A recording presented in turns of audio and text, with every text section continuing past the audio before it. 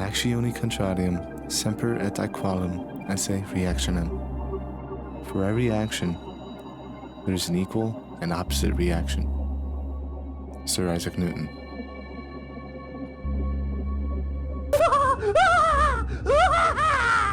So in this mode, you have to become the biggest in this gigantic system. A really relaxing experience. And if you don't know what I'm talking about, you should. The year is August 18th, 2009. A new game called Osmos has just officially dropped to the Steam store.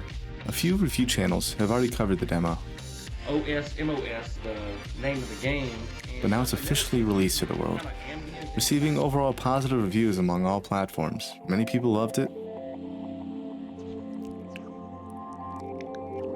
A few hated it. There are so many games in my library, and I just cannot wait to stop playing this one. I just know that after this video is over, I'm gonna uninstall. But only peaking in 2010, the game is rarely talked about now.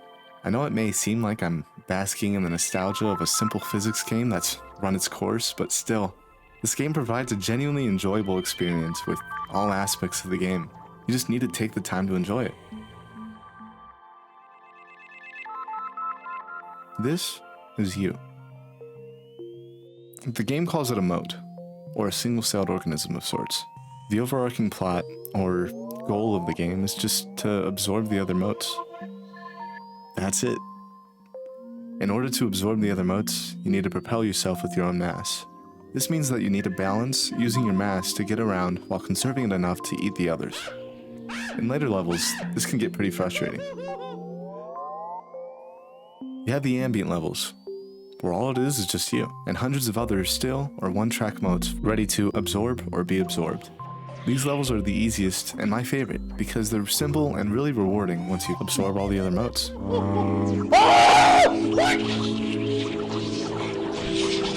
You'll find another level type where some motes are sentient. Suddenly you're not the only one expelling mass to move around. The game doesn't feel so personal, and you have to account for the other motes' unpredictable movement.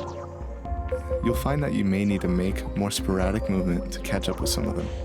Other levels introduce a gravitation-like force, where some motes attract and some repulse, and some levels you rotate around a solar system-like setting. Later in the game, you'll find that those levels seem to be the most challenging, where conservation of mass is the most important to your strategy. Each movement of yours needs to be precise.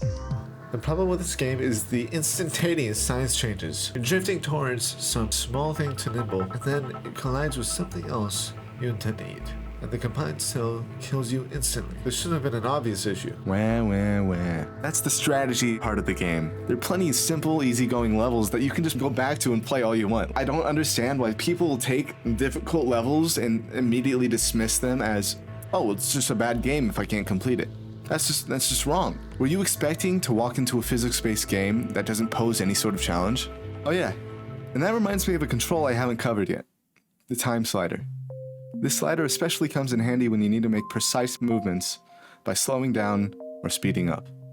This tool really comes in hand when you're dealing with the solar system levels. This person seems to talk like this doesn't even exist, yet it's been in the earliest iterations of the game I've found. Additionally, there's a level randomization. This can also greatly benefit your experience when you're having a rough time in the level that you started in. As the creator said himself, it's about strategy, and sometimes patience is your best friend. But of course, the game wouldn't be the same without the soundtrack and the effects. Upon opening the game, you're immediately introduced into the zen-like atmosphere. Each track sets a calm and ambient vibe, which completely matches the partner levels in the game. As the pace of the game shifts, the aesthetic still fits. The way they shift the pitch of the songs according to the speed of the game helps make the gameplay as immersive as it is. And outside of the game, in my opinion, the music stands completely on its own. Throughout writing and editing this video, I've listened to the soundtrack on shuffle. This game really brings out the Neanderthal, monkey neuron activation, like positive reinforcement. It's addicting. Now this is a game I played since I was a kid. I was around 5 when I was first introduced to this game. My grandpa had downloaded it onto one of his iPads when it released for iPad around 2010. I miss those days. what little memories I have of them. No care in the world, no big deadlines for papers and assignments every week, or no student loans or expenses to worry about. Just my brother and I playing a little blob game where you eat other blobs. It's really as simple as life will ever get. While searching through all the dusty Let's Plays of Dead and Dying YouTube channels, I found that the game's audience can be anyone. Держатели, которые тоже поглощают. Ой. Anyone who wants to just sit back and watch some blobs absorb each other. Notice how you shrink when you eject.